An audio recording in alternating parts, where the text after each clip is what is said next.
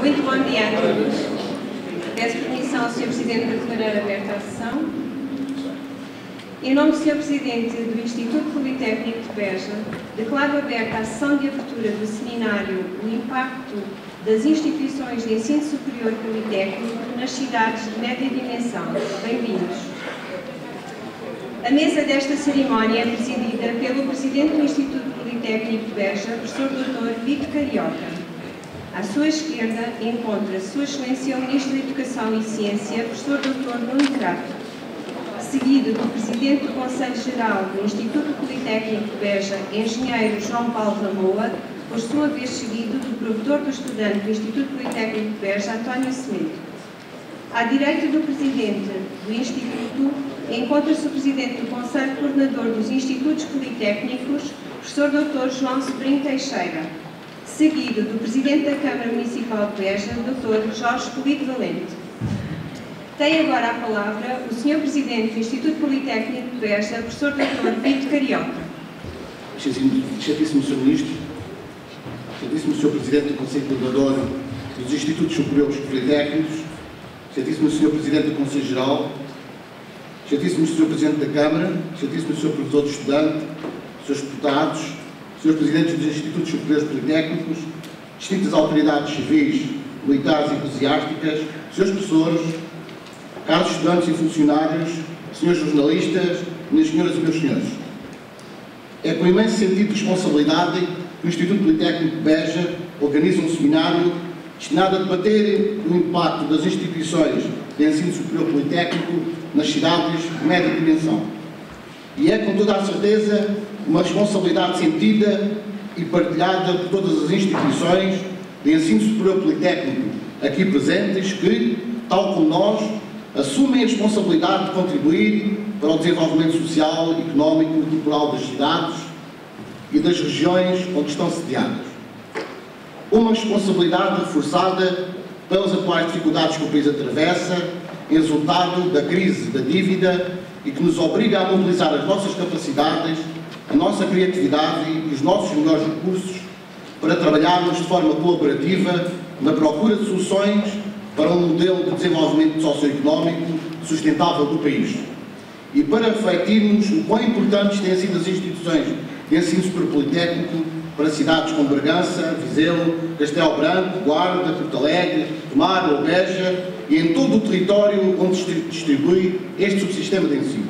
E estamos aqui hoje para trabalhar de forma colaborativa, para identificarmos o papel que cada uma das instituições de ensino superior politécnico tem desempenhado nos últimos 30 anos nessas cidades, mas acima de tudo para refletirmos sobre o momento atual, perspectivar o futuro com base naquilo que é o conhecimento sobre a relação entre o ensino superior e o desenvolvimento das regiões.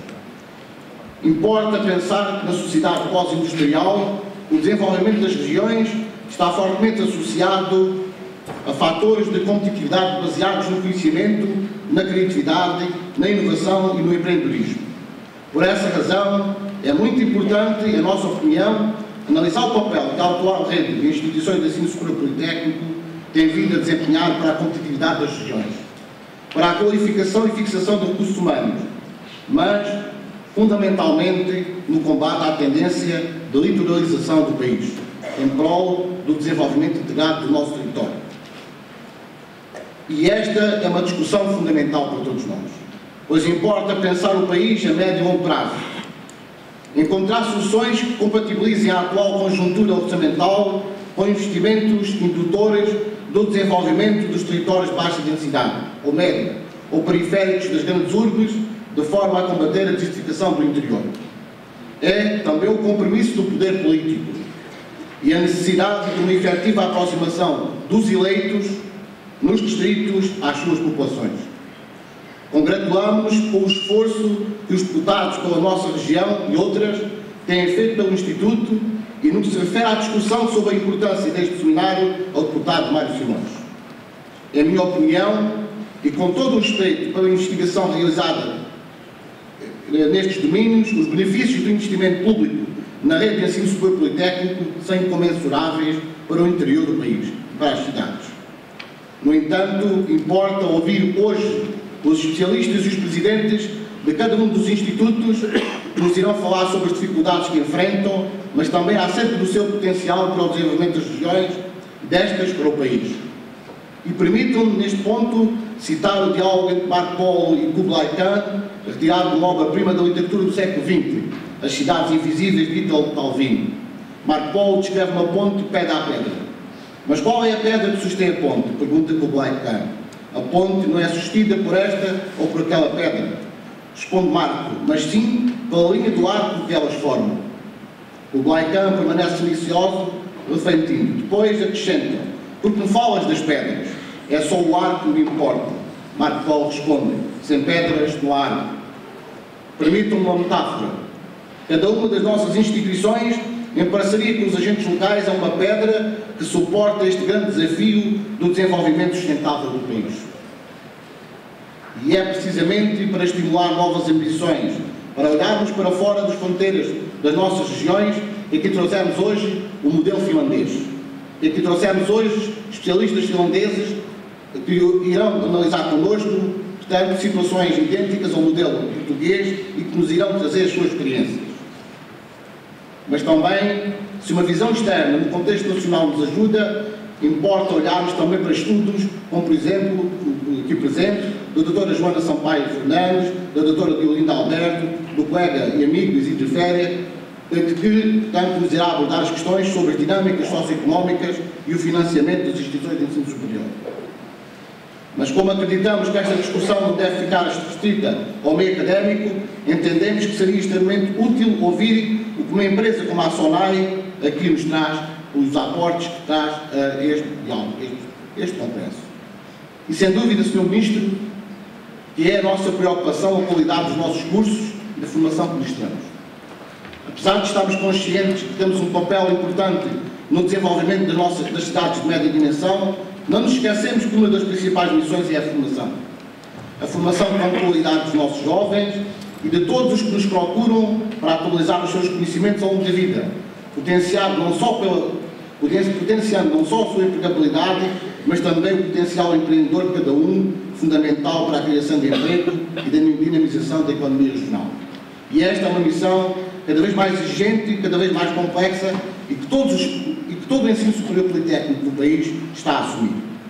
Com sentido de responsabilidade, temos dado resposta à agência A3S, mas como Presidente desta instituição, posso afirmar que esta não é uma tarefa simples.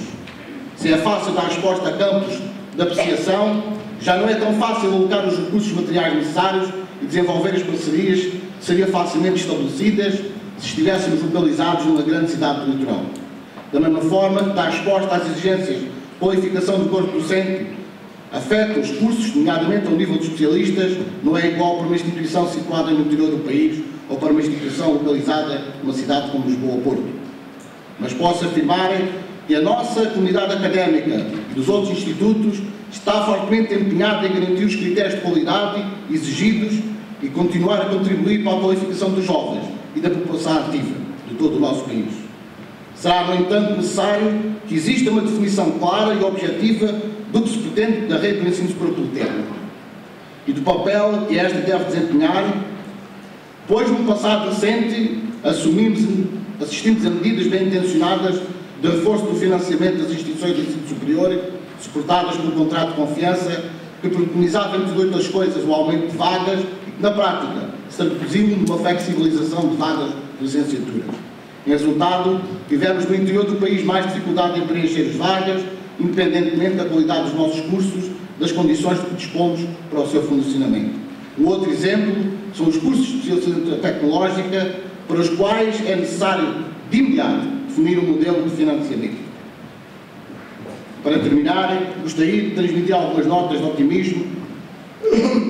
Gostaria de transmitir, a partir do Instituto Politécnico de Beja, pois se o momento atual é exigente, acreditamos que o futuro é promissor para um dos distritos que representa somente 1,6% da população do território nacional, num total de 161.211 habitantes, mas com um território de 10.225 km², que representa 11,5% do território nacional, e no qual a única instituição pública de ensino superior é uma das que representa o menor investimento do Estado, por distrito e por aluno, atendendo a um custo médio por aluno no ensino superior do técnico de 3.578 euros, num total de transferências para a nossa instituição de 2.343.277.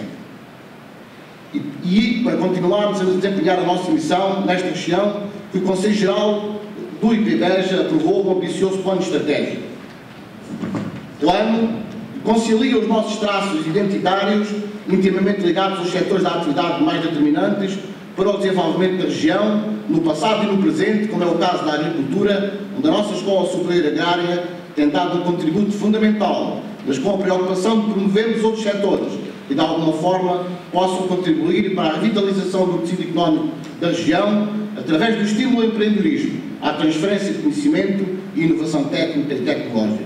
Meus senhores, minhas senhoras, o Instituto Politécnico de Beja está preparado para enfrentar os desafios que se colocam ao desenvolvimento da região, ao desenvolvimento do Baixo Alentejo e do Alentejo Litoral. As aproximações ao litoral emergem agora de forma consistente com um projeto que de imediato irá avançar. Para terminar, gostaria de partilhar convosco um poema de Alberto Caeiro, heterónimo desse nome maior da nossa poesia, Fernando Pessoa. Eu sou do tamanho do que vejo. Da minha aldeia vejo quanto da terra se pode ver no universo. Por isso a minha aldeia é tão grande como outra terra qualquer. Eu sou do tamanho do que vejo e não do tamanho da minha altura. Nas cidades a vida é mais pequena que aqui na minha casa, no cimo deste outeiro. Na cidade as grandes casas fecham a vista à chave, escondem o horizonte, empurram o nosso olhar para longe de todo o céu. Tornam-nos pequenos porque nos tiram o que os nossos olhos nos podem dar. E tornam-nos os pobres, porque a nossa única riqueza é ver. Muito obrigado.